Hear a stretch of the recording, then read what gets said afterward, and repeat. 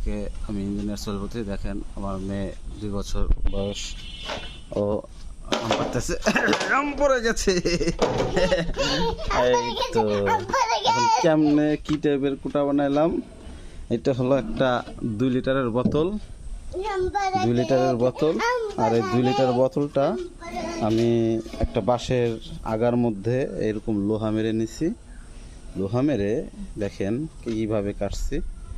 এইটা একটা মাপ অনুযায়ী ডাইস অনুযায়ী কাটছি, বড় আম যেন পারা যায় এবং এই বুটাটা যেন এটার মধ্যে আটকে যায়, যার কারণে এই বুটা আটকানোর জন্য আমি এটা করছি।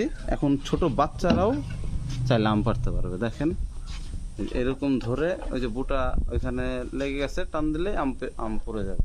এভাবে আম পাড়ার এইটা বানাইলাম। কেমন লাগলো আপনারা লাইক কমেন্ট শেয়ার করে অবশ্যই জানাবেন এবং এটা ট্রাই করে দেখবেন। কারণ দেখেন ছোট বাচ্চারাও, 2 বছরের বাচ্চা, সেও আম পাড়তে পারতেছে।